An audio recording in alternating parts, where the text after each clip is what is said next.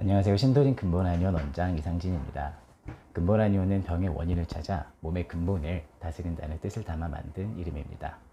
오늘은 간헐적 단식과 지방 흡입의 문제점에 대해서 한번 알아보려고 합니다. 날씨가 더워지면서 노출이 많은 계절, 여름이 다가오고 있습니다.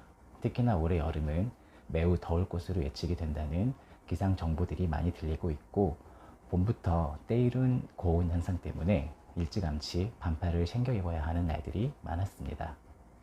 이런 때일수록 가볍고 탄탄한 몸매를 위해 다이어트에 대한 관심이 많아질 수밖에 없는데요. 다이어트를 해보신 분들이라면 한 번쯤 간헐적 단식과 지방 흡입에 대해서 들어보시거나 직접 해보신 분들도 있을 것 같습니다. 지방은 지방세포 내에 저장이 되어 있을 때 가장 안전한 형태로 보관이 되지만, 너무나 많은 지방이 체내 축적이 되게 되면 지방세포가 아닌 다른 장기나 조직에도 옮겨가게 되는데요. 대표적인 장기가 바로 간입니다. 비만 환자에게서 지방간이 많이 관찰될 수 있는 이유가 바로 이 때문이고요. 지방간은 그 자체뿐만이 아니라 다른 여러 가지 질환의 원인이 될 수도 있습니다.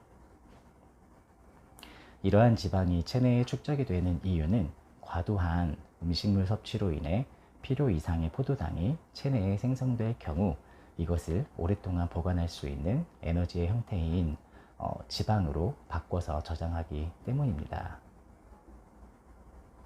인슐린 저항성을 높이고 지방을 분해해서 에너지원으로 사용하기 위해 12시간 이상 단식을 하는, 하루에 12시간 이상 단식을 하는 간헐적 단식이 한때 유행한 적이 있었고, 현재도 다양한 형태로 단식을 하시는 분들이 많이 있는데요.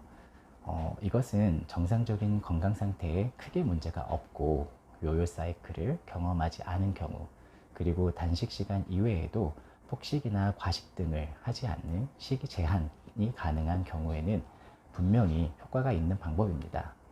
그러나 무턱대고 본인의 몸 상태를 고려하지 않은 채 단식을 하게 된다면 갑작스러운 폭식에 따른 요요 현상이나 호르몬 변화로 인해 생리불순 및 기타 부작용, 그 다음에 영양소 부족으로 인한 탈모와 근손실과 같은 여러 가지 문제들이 뒤따를 수밖에 없습니다.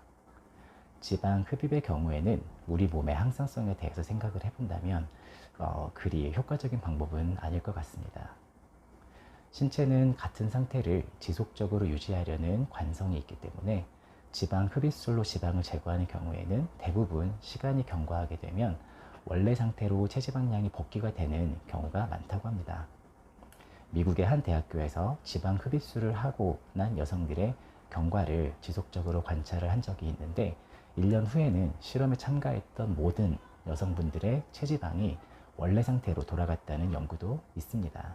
그리고 지방 흡입술을 하고 난 이후에는 피부와 근육 조직에 심한 유착이 발생을 하거나 표피 조직의 괴사, 혈전으로 인한 색전증과 같은 이런 부작용 때문에 사망에 이를 수도 있는 사건이 발생을 하기도 하는 등 부작용과 위험성이 매우 심각한 수준이기 때문에 쉽게 할 수 있는 수술 방법인지에 대해서도 사실 고민을 조금 해보시는 게 좋을 것 같습니다.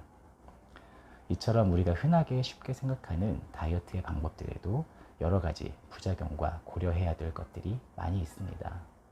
또한 삭센다처럼 주사제로 맞는 다이어트 방법들에 대해서도 아직 밝혀지지 않은 위험성이나 부작용이 있을 수도 있겠죠. 무리하지 않는 범위 내에서 지속적인 식단 조절을 하면서 안전한 방법으로 다이어트를 꾸준하게 해나가는 게 가장 효과적이고 근본적인 방법이 아닐까 생각이 됩니다. 이상 신도림 근본한의원 원장 이상진이었습니다. 감사합니다.